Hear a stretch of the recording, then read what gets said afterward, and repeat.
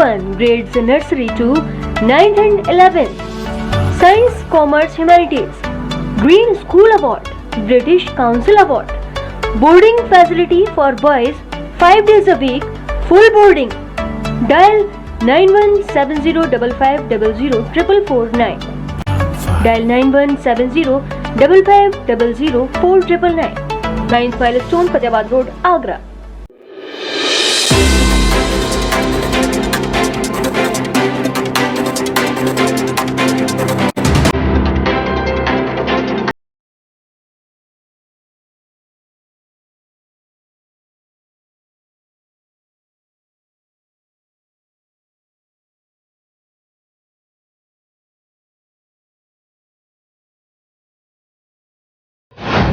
नमस्कार, आप देख रहे हैं मून प्राइम टाइम और मैं हूं आपके साथ आकांक्षा अग्रवाल। तो खबरों की ओर करने से पहले एक बार नजर डाल लेते हैं हेडलाइंस की ओर। Moon prime time sponsored by power transforming life, rainbow hospital, hope heal health happiness, global rainbow health. Panchayat चुनाव की अधिसूचना जारी, 4 चरणों में होंगे मतदान। 2 मई को पंचायत चुनाव की होगी मतगणना।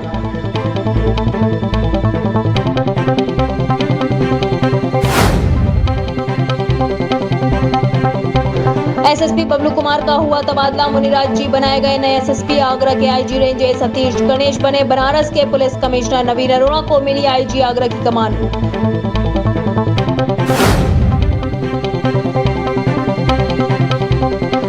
जेल से छूटे युवक का नेताओं की तरह हुआ जोरदार स्वागत। सैकड़ों की संख्या में युवकों ने निकाली बाइक रैली। थाना एतमतौला क्षेत्र के कालिंदी बिहार विजयनगर का मामला।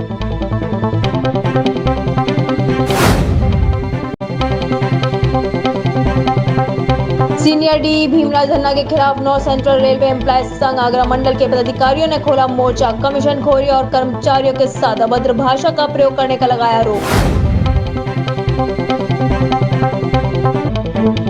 आगरा की जीआरपी पुलिस ने कई वर्षों से लापता करीब 221 गुमशुदा बच्चों को उनके परिवार से मिलवाया। लापता बच्चों को पाकर परिवारिक जनों के चेहरों पर आई खुशी।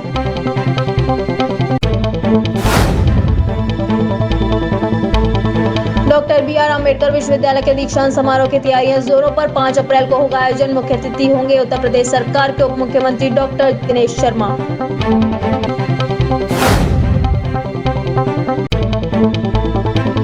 आईएमए के इलेक्ट प्रेसिडेंट बने डॉक्टर ओपी यादव का हुआ जोरदार स्वागत। मरीजों को सस्ता और सुलभ उपचार दिलाने की डॉक्टर ओपी यादव ने कही बात।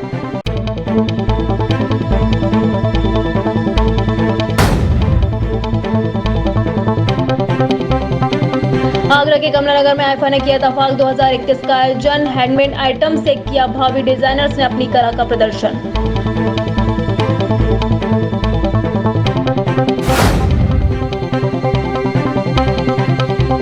घर में सो रहे व्यक्ति की पत्थर से कुचलकर निर्मम हत्या। परिजनों ने मचा कोहराम। थाना चित्राहाट क्षेत्र के अंतर्गत गांव नायपुरा का मामला।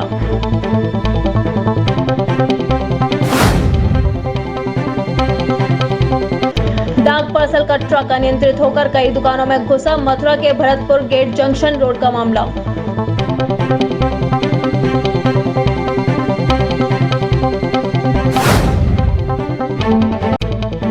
होली के त्योहारों के चलते फिरोजाबाद में खाद्य औषधि प्रशासन ने की बड़ी कार्रवाई। कई दुकानों के लिए खाद्य पदार्थों के लिए नमूने।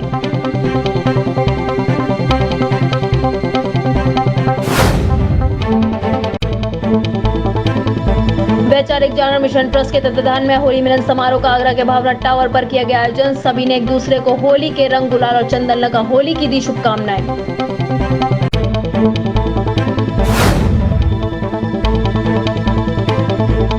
रंग भरी एकादशी पर श्री श्याम प्रेमी परिवार आगरा विकास की ओर से शुक्रवार को खाटू श्याम निकाली गई निशान यात्रा। जय श्री श्याम के जय घोष करते हुए श्रद्धालुओं ने लिया भाग। सोशल मीडिया पर हैरत करने वाला वीडियो वायरल हो रहा है। बताया जा रहा है एतमतौला थाना क्षेत्र के कालिंदी विहार विजय कुंज में रहने वाले आलोक यादव को कुछ दिन पूर्व जनपद आगरा के थाना न्यू आगरा पुलिस ने धारा 307 के मामले में जेल भेजा था। जेल में रहने के बाद आरोपी आलोक यादव जब जेल से बाहर आया तो आरोपी आलोक यादव का सैकड़ों युवाओं ने बाइक रैली निकालकर स्वागत किया और जश्न मनाया। सोशल मीडिया पर वायरल वीडियो के बाद इलाकाई पुलिस में हड़कंप मचा है। तो वहीं अब देखना होगा कि जेल से छूटे युवक आलोक यादव और उसके समर्थन में बाइक रैली निकालने वाले युवाओं पर पुलिस क्या कार्रवाई करती है। आगरा सोशल मीडिया पर हैरत करने वाला वीडियो वायरल हो रहा है।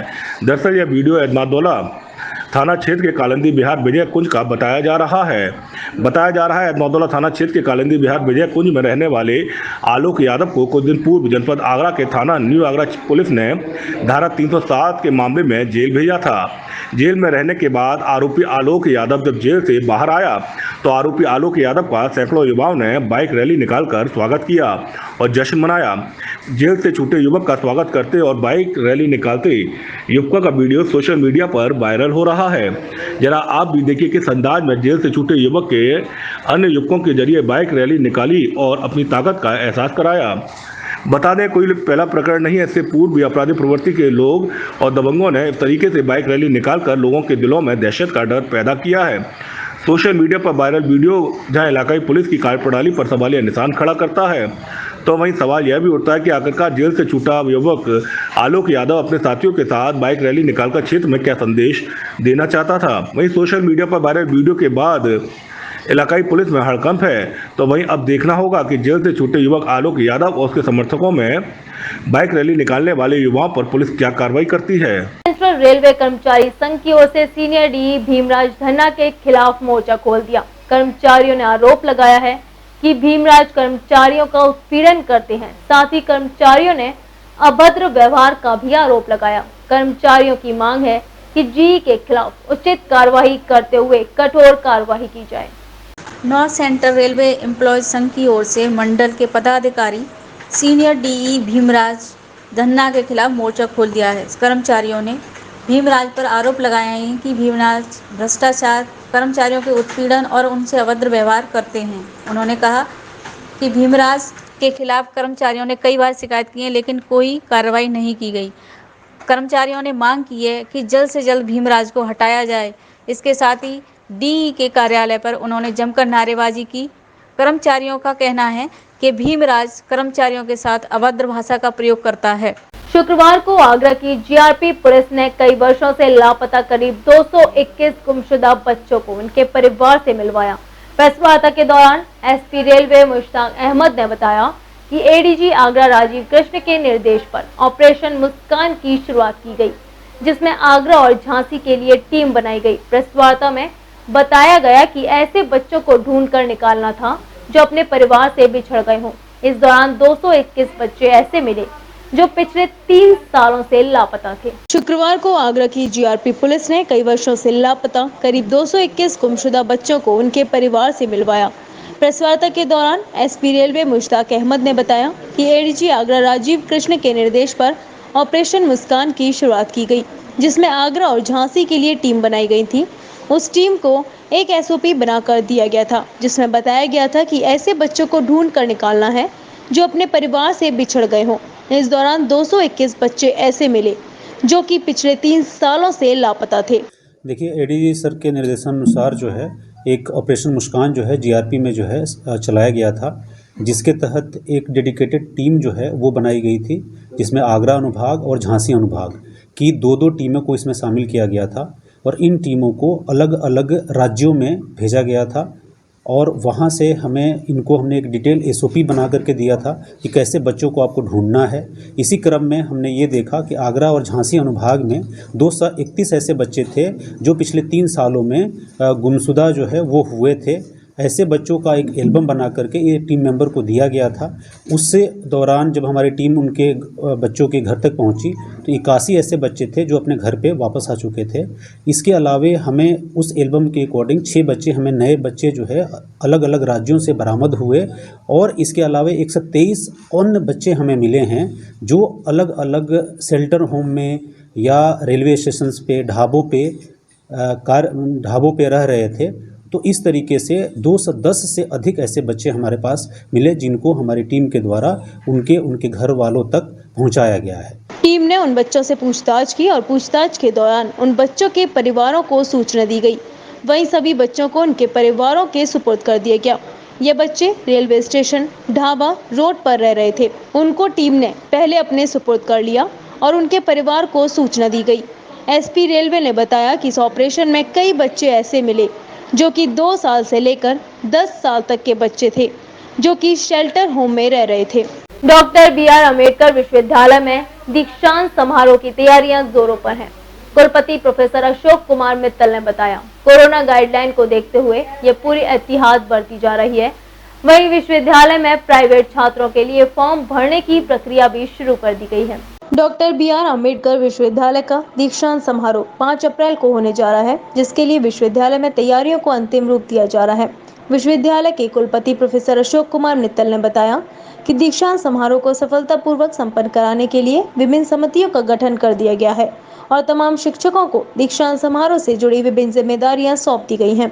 दीक्षांत समारोह को लेकर हम लोग पूरी तरह से काम में लगे हुए हैं। जो भी शुरू की तैयारी होती है, आइडेंटिटी कार्ड बनना, डिग्री बनना, आपके जो मेडल बनना, ये सब हमारे तैयार हो चुके हैं। आप लोगों ने देखा होगा अखबारों में भी मेडल की लिस्ट आ गई। जो आपत्तियां आई थी उनका भी निराकरण कर दिया गया। टेंट की खाने की व्यवस्था भी चल रही है। सैनिटाइजेशन का पूरा हमने इंतजाम कर लिया है। जो हमारे फार्मेसी के डायरेक्टर हैं, चूँकि वो फार्मेसी के डायरेक्टर हैं, उनको और उनके यहाँ के अध्यापकों को हमने सैनिटाइजेशन की जिम्मेवारी सौंपी है। तमाम हमने समितियां बना दी, पंडाल समिति बनानी, उत्तरीय समिति बना दी, मेडल वितरण समिति बना दी और हमारी समिति के सारे सदस्य बड़े गंभीर रूप से उस कामों में अपने जुटे हुए हैं। कुलपति प्रोफेसर अशोक कुमार मित्तल ने बताया कि विश्वविद्यालय के कुलाधिपति व उत्तर प्रदेश की राज्यपाल आनंदीबेन पटेल की अध्यक्षता में दीक्षांत समारोह संपन्न कराया जाएगा, जिसमें मुख्य अतिथि के रूप में उत्तर प्रदेश सरकार के उप मुख्यमंत्री दिनेश शर्मा आ रहे हैं। कुलपति का कहना था कि कोरोना प्रोटोकॉल को देखते हुए यहाँ हर तरह की गाइडलाइन का पालन करते हुए सैनिटाइजेशन से लेकर मास्क, सोशल डिस्टेंसिंग आदि का पूरा पालन कराया जाएगा। साथ ही ऑनलाइन शामिल होने की व्यवस्था भी अलग से की गई है। उप मुख्यमंत्री श्री दिनेश जी उसमें है। तो संख्या कितनी रखी इस बार लोगों की? मैक्सिमम मैं 500 लेके चल रहा था, लेकिन जैसा कोरोना का है और जैसा शासन का निर्देश आ रहे हैं, अगर निर्देश और कम करने के होंगे तो मैं और कम कर दूँगा। हाँ, वो मेरा दोनों व्यवस्था है, ऑनलाइन ऑफलाइन। राज्यपाल महोदय अभी इसकी कोई डेट? किसकी? 5 तारीख फिक्स है यार। दीक्षांत समारोह के दौरान 109 मेडल के साथ साथ पीएचडी, डीएससी, डीलिट समेत तमाम उपाधियां छात्र छात्राओं को दी जाएंगी। वहीं कुलपति ने बताया कि प्राइवेट छात्रों के लिए फॉर्म भरे जाने की प्रक्रिया ऑनलाइन शुरू कर दी गई है। छात्र सबसे पहले अपना वेब रजिस्ट्रेशन करेंगे, जिसके बाद वे फॉर्म भर सकते हैं। प्राइवेट फॉर्म हमने खुलवा दी है उनको पहले यूनिवर्सिटी वेबसाइट पर जाके प्राइवेट फॉर्म के खोलने के लिए पहले वेब रजिस्ट्रेशन कराना होगा।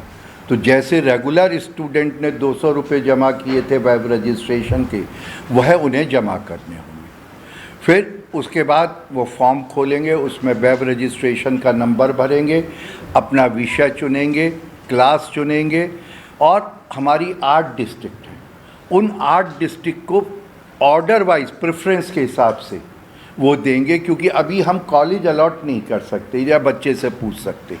तो अगर उसने कहा अलीगढ़ डिस्ट्रिक्ट, तो फिर उसके हिसाब से कितने उस विषय में बच्चे हैं, अलीगढ़ के कौन से कॉलेज को हम बना सकते हैं, वह बनाएंगे। वहीं विश्वविद्यालय के पास जमा डिग्री को छात्रों तक पहुंचाने के लिए कुलपति ने छात्रों से अपील की कि वह ये आवेदन करने के बाद अपनी डिग्री ले लें। उन्होंने बताया कि विश्वविद्यालय के पास लाखों की संख्या में डिग्री बनी रखी है, लेकिन छात्र इसे लेने के लिए आवेदन तक नहीं कर रहे। उसके बाद ये सब काम कर लेगा तो उसके पास एक ऑप्शन आएगा उसी में विंडो के एक्सटर्नल और इंटरनल। जो हमारे विश्वविद्यालय के बच्चे हैं उनको हम इंटरनल ट्रीट करते हैं, बाहर के को एक्सटर्नल। हमारे विद्यार्थी को 3,000 रुपये फ़ीस जमा करनी होगी और एक्सटर्नल को 5,000 रुपये।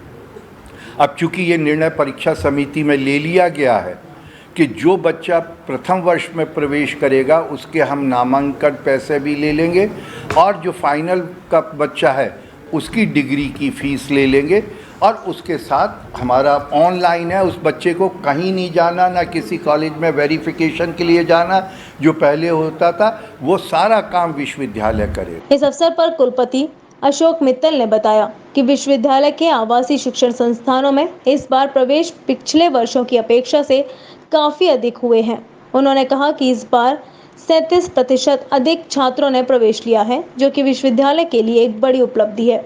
वहीं कुलपति ने बताया कि इस वर्ष होने वाली मुख्य परीक्षा अप्रैल के अंतिम सप्ताह से शुरू कराए जाने का प्रयास विश्वविद्यालय कर रहा है।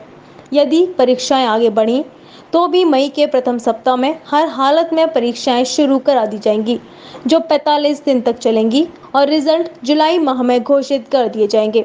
विश्वविद्यालय में इस स्तर पर प्रवेश होने के लिए उन्होंने आवासीय संस्थान में प्रवेश प्रभारी डॉक्टर अनिल वर्मा को बधाई दी। प्रेस वार्ता के दौरान विश्वविद्यालय के मीडिया प्रभारी व केएमआई संस्थान के निदेशक प्रोफेसर प्रदीप श्रीदेवी मुख्य रूप से उपस्थित रहे। आईएमए के इलेक्ट प्रेसिडेंट चुने गए डॉक्टर ओपी यादव का जोरदार स्वागत किया गया। इस मौके पर डॉक्टर ओपी यादव ने मून टीवी से खास बातचीत करते हुए चिकित्सकों से जुड़ी समस्याओं के निदान के लिए अथक प्रयास करने के साथ मरीजों को सस्ता और सुलभ उपचार दिलाने की भी बात कही। आईएमए के चुनाव में इस बार डॉक्टर ओपी यादव ने इतिहास दर्ज किया है। उन्हें इस बार प्रेसिडेंट चुना गया है। 2021 और 22 के लिए उनका कार्यकाल रहेगा। डॉक्टर हमारे साथ इस समय मौजूद हैं। कल ये पूरा चुनाव संपन्न हुआ है। काफ़ी कड़ाया चुनाव ये रहा। 3 प्रेसिडेंट के उम्मीदवार थे, जिसमें ओपी यादव ने जीत हासिल की है। पहले डॉक्टर साहब को मून टीवी परिवार की ओर से बधाई। क्या कहना चाहेंगे? आप सभी को नमस्कार। सर, अब आप प्रेसिडेंट चुन लिए गए हैं। क्या प्राथमिकता रहेंगी आपको आईएमए को उभारने के लिए और डॉक्टर ट्रेड को आगे करने? आईएमए के सामने काफ़ी चुनौतियां हैं।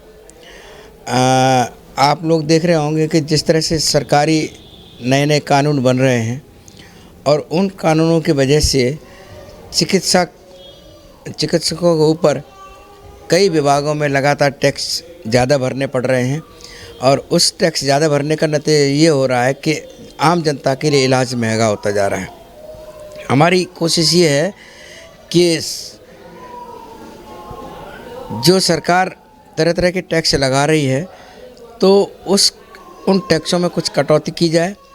दूसरा, एक सबसे बड़ी समस्या जो आने वाली है डॉक्टर्स के सामने, वो केवल डॉक्टर्स के लिए नहीं है, आम जनता के लिए भी है कि सरकार एक क्लिनिकल एस्टेब्लिशमेंट एक्ट लागू कर रही है, CEA। इस प्रावधान के अंतर्गत अस्पतालों को जब CEA के अंडर रखा जाएगा तो उनके ऊपर तरह तरह के कानून, आपका फायर सेफ्टी से लेकर पॉल्यूशन और NGT, कई तरह के कानून लादे जाएंगे, जिससे अस्पतालों पर बोझ पड़ेगा। और जब अस्पतालों पर बोझ पड़ेगा तो वो आम जनता को सुगम और सस्ता इलाज देने में जो है दे नहीं पाएंगे। और धीरे धीरे करके ये छोटे अस्पताल, एक ज़माने में कहते थे ना कि मियाँ बीवी वाला अस्पताल, छोटा अस्पताल, जहाँ बड़े से बड़े ऑपरेशन भी बहुत सस्ते दामों में हो जाया करते थे, आज इन लोगों को बड़े अस्पतालों में जाना पड़ता है। वहाँ उनकी पॉकेट अलाउ नहीं करती है। कभी अगर मजदूरी में चले भी जाते हैं तो उनकी घर की आर्थिक हालत इतनी ख़राब हो जाती है कि फिर वो उभर नहीं पाते कई वर्षों तक। मेरा यह प्रयास रहेगा कि 50 बेड तक के अस्पतालों को क्लिनिकल एस्टेब्लिश एक्ट से बाहर रखा जाए, जिससे उनको ऊपर टैक्स का बोझ कम हो, जिससे जैसे हमारे फैमिली डॉक्टर होते थे या हमारे मियाँ बीवी अस्पताल होते थे, सीजरियन होना है, हमें पता था कि फला जगह जाएंगे, जेब में अगर 10,000 5,000 रुपये का इंतजाम है तो पता था कि हमारा अगर ऑपरेशन से भी बच्चा हुआ तो हम आराम से इसमें कर लेंगे। अब वो जब जाता है बड़े अस्पताल में तो 10,000 रुपये तो उसके लिए ऐसे समझ लीजिए कि वो उसके कोई वैल्यू नहीं है। तो और आम जनता को इलाज सस्ता पड़े, इसलिए उनको बाहर रखना होगा। दूसरा जो बहुत बड़ा चैलेंज है कि हम लोग को साल भर कई विभागों में जाना पड़, नगर निगम में जाना है, पॉल्यूशन में जाना है, फायर वाला जाना है, कई तरह के लोग, तो चिकित्सक भागता रहता है पूरे दिन, प्लस वहाँ पर उससे ब्राइब्स भी ले जाते हैं। तो हमारी कोशिश रहेगी कि सारे चिकित्सकों के काम आईएमए भवन से सिंगल विंडो से कराए जाएँ, सारे डॉक्यूमेंट्स आईएमए भवन में लिए जाएँ, फिर विभिन्न विभागों में हमारा सेक्रेटरीट का स्टाफ लेके आए, जिससे कि वो सारे काम सुगमता से हो जाए, लोगों को क्लिनिक छोड़ के नहीं भागना पड़े और उनके दरवाजे पर सेवाएं मिले, तो वो मानसिक तौर पे संतुष्ट रहेगा, तो वो जनता के साथ व्यवहार भी अच्छा करेगा। बड़ी विषम परिस्थितियों में आप लोग इलाज करते हैं मरीजों, कई मरीज एक्सपायर हो जाते हैं, उसके बाद में जो तोड़फोड़ होती है, बवाल होता है, उसे लेकर भी लगातार आप लोग आंदोलन का आवाज़ उठाते हैं, लेकिन देखा जाता है उसके बाद में पेशेंट के मरीज पुलिस केस भी हो जाते हैं, उसे लेकर क्या प्रयास है? उसमें तो बहुत ही स्पष्ट है। देखो, ये मानवीय पक्ष है, किसी भी जन की हानि होती है तो उसकी भावनाएं भड़कती हैं। ये सारी चीज़ें अभी क्यों शुरू हुई हैं, पिछले 20 सालों पहले तो नहीं होती थी। उसका कारण है कि इलाज का महंगा होना। आम तौर पर इतना इलाज महंगा हो गया है कि आम जनता उसको अफोर्ड नहीं कर पाती है। जब अफोर्ड नहीं कर पाती तो उसके अंदर एक विस्फोट आता है और इसके अंदर एक अविश्वास पैदा होता है। तो उसमें क्या होता है कि मैंने आपको बोला था कि जो बड़े अस्पतालों में कॉरपोरेट इनमें जो उसके खर्चे को देखता है ना, तो कहते हैं कि साहब हमें लूट लिया। तो वो आम क्लिनिक में जब जाता है, जो हमारे कहते थे कि फैमिली फिजिशियन या हमारे छोटे अस्पताल, तो वो उनको भी उसी निगाह से देखता है, जबकि ऐसा नहीं है। 80% आपको अभी भी चिकित्सक और छोटे अस्पताल वाले ऐसे मिल जाएंगे जो बड़ी सुगमता से सीख के इलाज कर देते हैं। तो ये सारी चीज़ें एक फ्रस्ट्रेशन है। मैं इसमें ब्रिज का काम करूँगा। मैं जनता से कहूँगा कि अगर आपको कोई शिकायत है तो आपके लिए एक विंडो अलग से खोल दिया जाए, आप वहाँ कंप्लेंट डालें, उसकी इंक्वायरी कराएंगे और डेफिनेटली अगर डॉक्टर की गलती होगी तो हम डॉक्टर आपका पक्ष उसके सामने रखेंगे और उसकी गलती होगी तो डेफिनेटली हम उसको बुलाएंगे और आईएमए के सामने उसको रख के उसको बताएंगे कि आप गलत काम नहीं करें। Thank you. ये थे डॉक्टर ओपी यादव जी, जिनका सीधे सीधे कहना है कि कई चैलेंज उनके सामने है, लेकिन जो चैलेंज है उन्हें वो पूरी तरह से मुकाबला करेंगे और जो समस्या है डॉक्टर ट्रेड की उन्हें भी वो दूर करने का प्रयास करेंगे। Camera person Hariom